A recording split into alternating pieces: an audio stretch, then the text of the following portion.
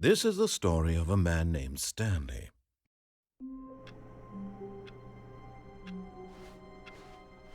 All of his co-workers were gone. What could it mean? Stanley decided to go to the meeting room. Perhaps he had simply missed a memo. Warmth spread through Stanley's arms.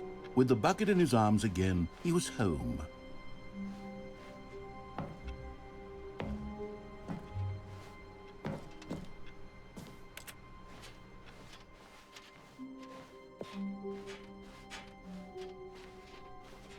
Stanley clutched the bucket tightly to his chest and entered the door on his left.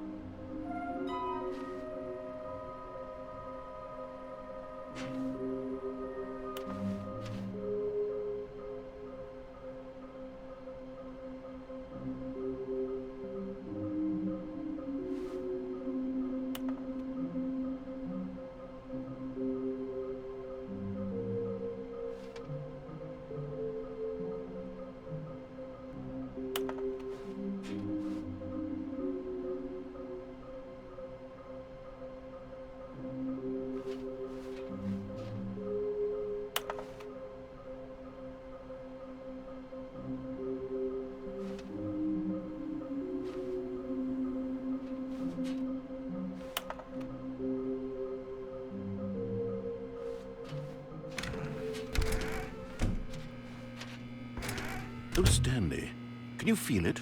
The broom closet. It wants the bucket. You can feel that, can't you? The aura of jealousy? It's as clear as day. This broom closet believes it deserves the bucket. I can really feel it now. It's a bucket. It belongs in a broom closet. That's what the broom closet is trying to say here. It's supposed to go with the other cleaning supplies. Good for you, Stanley. Don't give in. Don't hand over the bucket.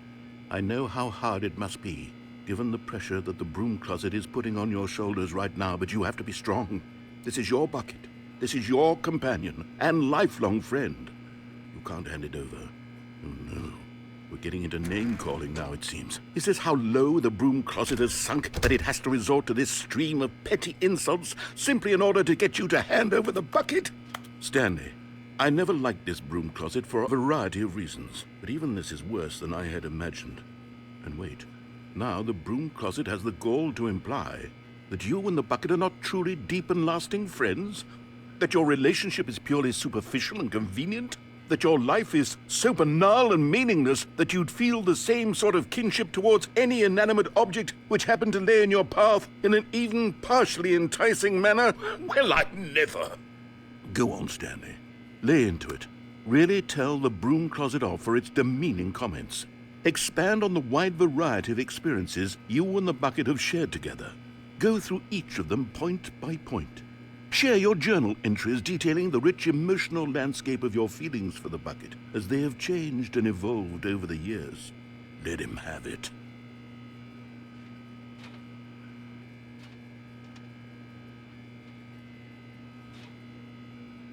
Okay, I've got you something which I think will help settle this debate once and for all. Here we go. There. Now it's settled. No more debate, no more discussion.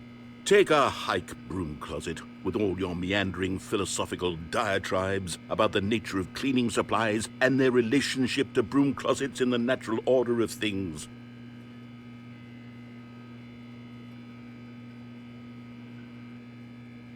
All right, I've got a second sticker back here, and I'm going to slap it on as well because I think it's appropriate. You see? I feel that it works because the sticker is also a bucket. That way, if you're ever unsure whether the thing you're holding is a bucket or not, you can look down at this sticker and say to yourself, "Ah, it's a bucket." There really is a wide variety of applications for this sticker.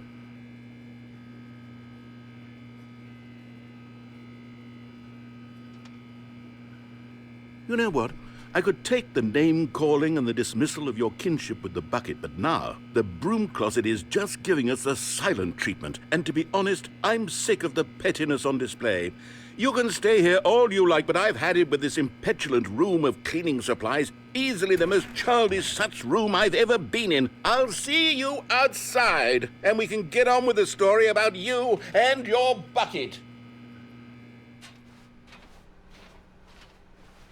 Coming to a staircase, Stanley and the bucket walked upstairs to the boss's office.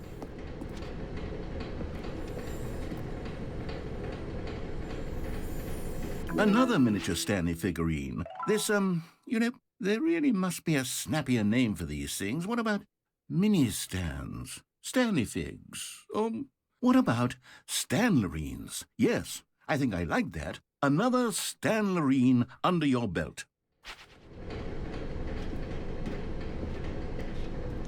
But Stanley just couldn't do it. He considered the possibility of facing his boss, admitting he had left his post during work hours. He might be fined for that. And in such a competitive economy, why had he taken that risk?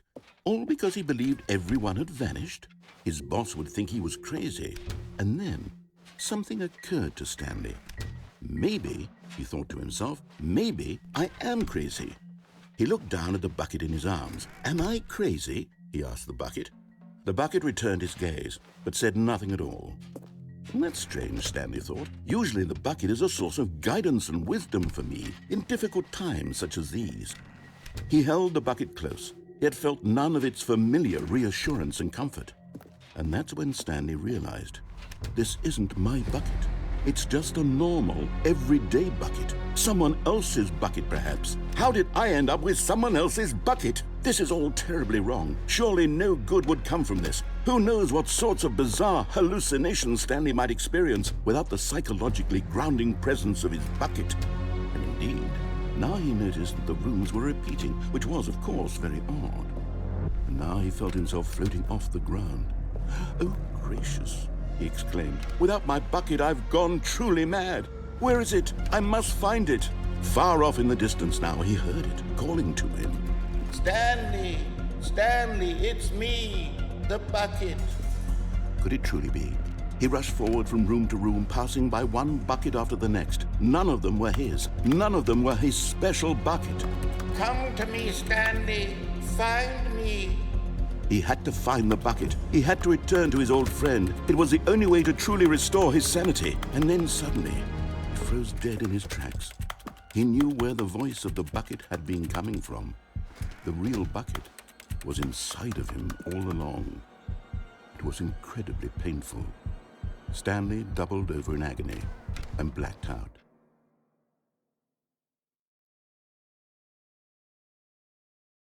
This is the story of a woman named Mariella. Mariella woke up on a day like any other. She arose, got dressed, picked up her bucket of comfort and security, and walked to her place of work. But on this particular day, her walk was interrupted by the body of a man who had stumbled through town, talking and screaming to himself, and then collapsed dead on the sidewalk. Right away, she knew what the problem was. This man had no bucket. Of course he'd gone mad, ranting and raving about a narrator describing all of his actions and how everything is predetermined and free will is an illusion and it's all just a video game. It could all have been prevented if only he'd taken his bucket with him. Perhaps he didn't even realize he'd forgotten his bucket at home in the first place. How cruel the world can be, Mariella thought, and she hugged her own bucket even tighter. But of course, she had no time for this. There were a myriad of confusing problems she would soon have to confront at work, for which her bucket would provide absolute guidance and total clarity on everything. Heck yes, she thought to herself, my life kicks ass. And she backflipped all the way to work.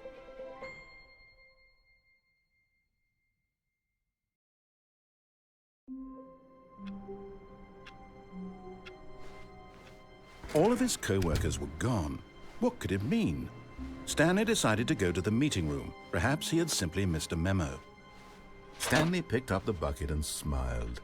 He'd never be alone again, not truly alone, not with the bucket around. Stanley clutched the bucket tightly to his chest and entered the door on his left.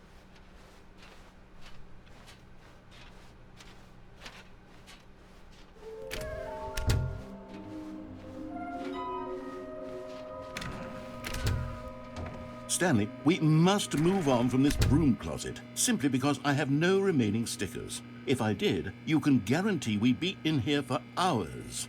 But alas, no stickers.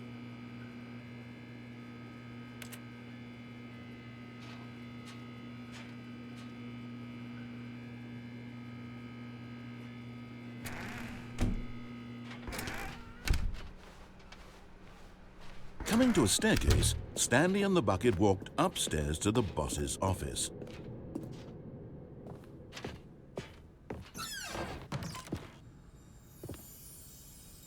Okay, I'm going back to the name of these little Stanley figurines, and now I'm torn between Stanlerines and Figlies. What do you think, Stanley? What name better encapsulates the intrinsic sense of happiness that you get from seeing a small number in the corner of your screen go up by 1? Let me sit on it. I'm sure it will come to me.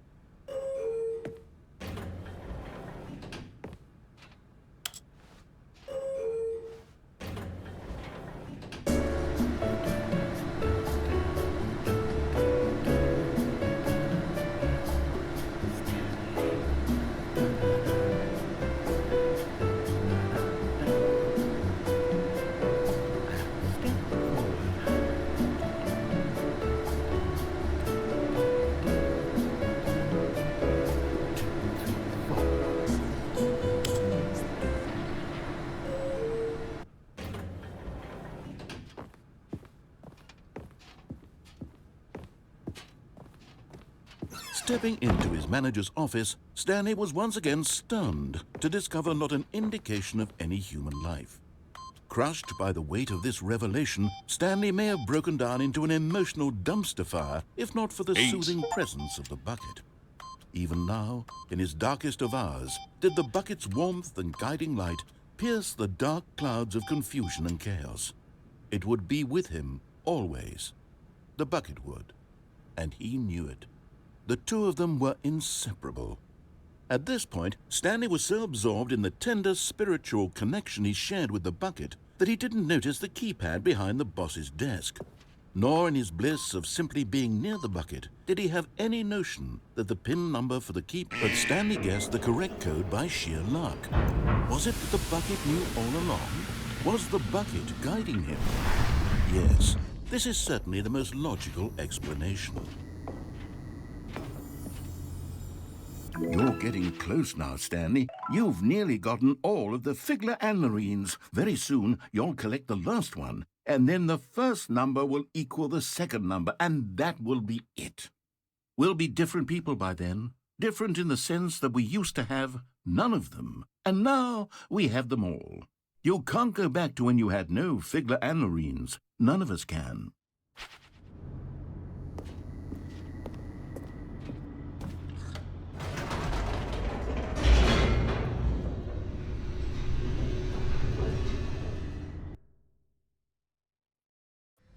The elevator raced downward, plummeting towards an unknown fate. It would be all Stanley could do to keep himself together, if not for the bucket. Soothing him, comforting him, reassuring that in this darkest moment of uncertainty, he would be all right. The bucket is here for you, Stanley. Everything will be fine.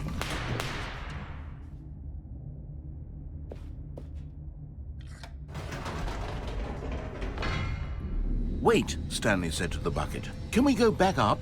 When I was pressing those keypad buttons, there was something very intriguing about the number 3. I want to go back so I can try pressing the number 3 again. The bucket said nothing.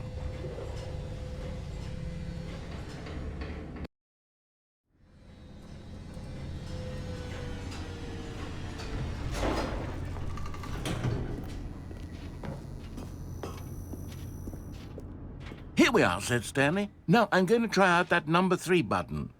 He took the bucket over to the keypad and began absolutely slamming on the number 3 over and over and over. "Wow," he said, "the number 3 is such a special button. I'm having the time of my life." Stanley looked expectantly at the bucket, but the bucket remained silent. This was a shock to Stanley, who had always felt such a connection with the bucket. How was this not as exciting to the bucket as it was to him? Once Stanley had had enough of the number 3, he got back in the elevator.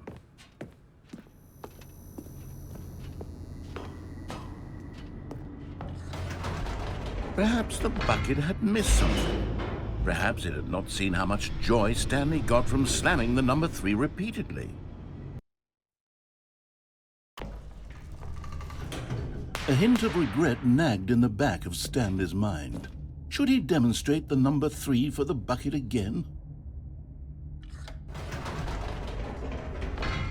No, said Stanley to the bucket. "You can't go on yet. Not till you understand how much the number 3 means to me. You and I have been through so much together, and I just want you to see what I see. Feel the happiness I feel." He smiled at the bucket, and the bucket said nothing.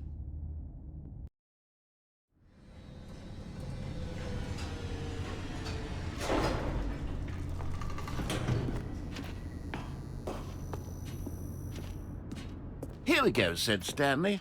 "This time I'll really show you." He ran to the number 3 and began to wail on it like a musician on a beloved instrument, weaving a concerto of truth and passion. He wielded the number 3 like a fine artist would wield a paintbrush. He told stories through the number 3, stories of his dreams and hopes and fears, and the whole time he looked to his bucket for a reaction of some kind. Anything to let him know that the bucket appreciated what he was doing. The bucket conveyed absolutely nothing at all, only silence. Crushed by a wave of dejection, Stanley returned to the elevator.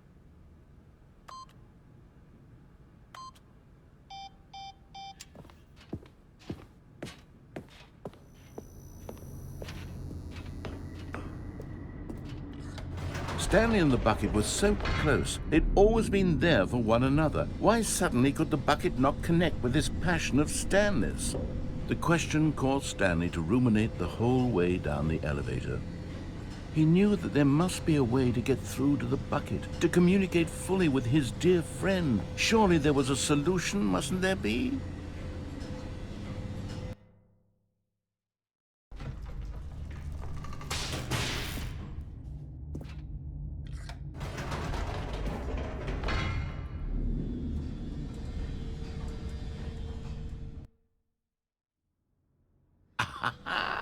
Said Stanley. "I know what to do.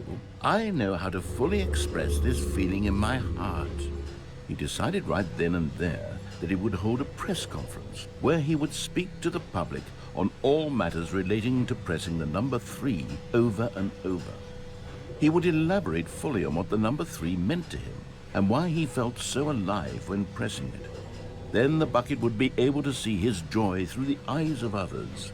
It would get to see the world react to this discovery of Stanley's. And it would be through the public eye that the bucket would finally understand Stanley's work. For months, he advertised and marketed his press conference, building excitement around it, developing and rehearsing it, until it couldn't be refined a single measure further. When the big day arrived, Stanley was as prepared as he'd ever been for anything in his life. This was it. One last chance to win the bucket over. One opportunity to share a true connection with a loved one. There was no one here. Nobody had come to the press conference to hear Stanley speak, to listen to him talk about what it really means to press the number 3 on a keypad over and over. He was unloved, uninteresting, he was a failure, and in that moment Stanley knew that the bucket would never again take him seriously. There would be no connection, no deeper understanding. The bucket merely sat there in his arms, indifferent. And so it began that slowly, over many years, the two of them grew more and more distant. They spoke less and less, neither wishing to state the obvious, that any sense of real respect between them had eroded since that day at the press conference. There would be no more games, no more long conversations about passion and pursuit, only a silence that consumed the space between friends. And Stanley, having for once in his life discovered the warmth and comfort of true companionship, was cast back into the unremarkable normalcy of loneliness.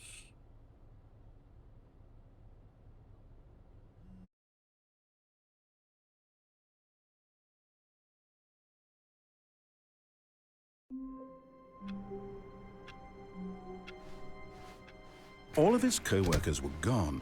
What could it mean? Stanley decided to go to the meeting room. Perhaps he had simply missed a memo. The good old bucket. Just Stanley and the bucket, off on another thrilling adventure together. Stanley clutched the bucket tightly to his chest and entered the door on his left.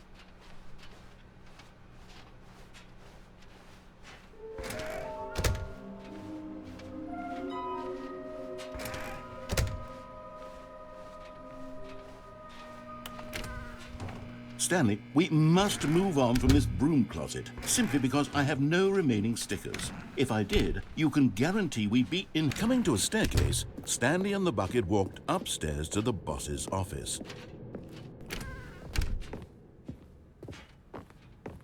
Stepping into his manager's office, Stanley was once again stunned to discover not an indication of any human. But Stanley guessed the correct code by sheer luck. Was it that the bucket knew all along? Was the bucket guiding him? Yes, this is certainly the most logical explanation.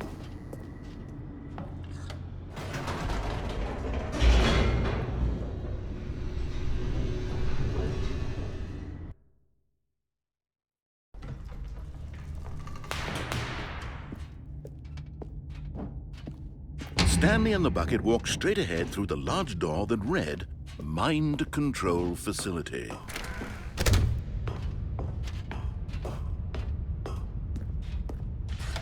The lights rose on an enormous room packed with television screens.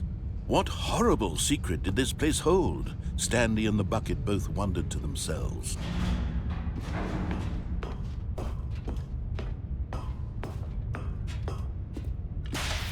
The monitors jumped to life, and Stanley nearly dropped the bucket in shock. Everyone in the office was being videotaped, monitored like guinea pigs. The bucket had never seen anything like this, and it very nearly burst into tears as Stanley cradled it gently, reassuring it that everything would be fine. Was the bucket under the mind control facility's influence as well? Had the bucket been told to do things it didn't wish to do? What kinds of things does a bucket want to do or not want to do in the first place? These questions raced furiously in Stanley's feeble mind. No! He screamed into the bucket. He couldn't accept it. His own life in someone else's control, never! He squeezed the bucket tighter, his one friend in the entire world.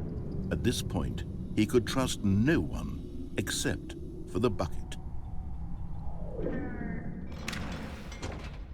But here was the proof. The heart of the operation. Controls labeled with emotions, happy or sad or content. Walking, eating, working, all of it monitored and commanded from this very place. And as the cold reality of his past began to sink in, Stanley decided that this machinery would never again exert its terrible power over another human life. For he and the bucket would dismantle the controls for good. Two best friends, Stanley and the bucket, up against the world. They high-fived in a really cool way, and the bucket made a sassy comment about taking down the system.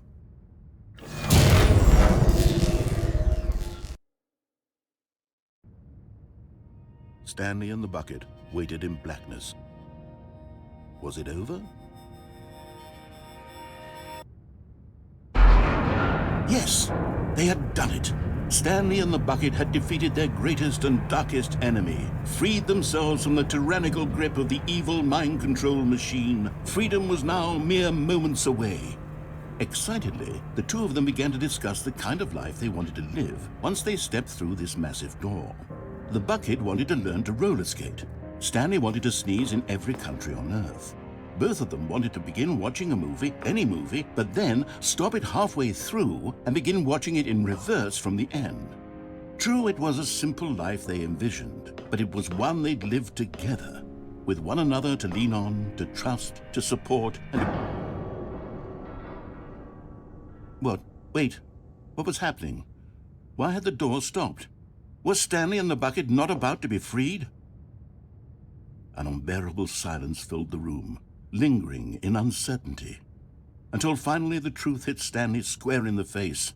This building did not want the bucket to leave. Even the facility itself recognized the incredible calming presence of the bucket, needed the soothing warmth of the bucket, would go to any lengths not to part with the bucket. No. Stanley can't leave this place, not while he has such a precious bucket in his arms, not while this building has anything to say about it. Stanley realized he would never again leave this very room, but at least he has the bucket. To be trapped eternally in darkness isn't really so bad, Stanley thought to himself. As long as I have my bucket with me, right? I'll be okay, won't I? Stanley gulped. Very soon now, he was about to find out.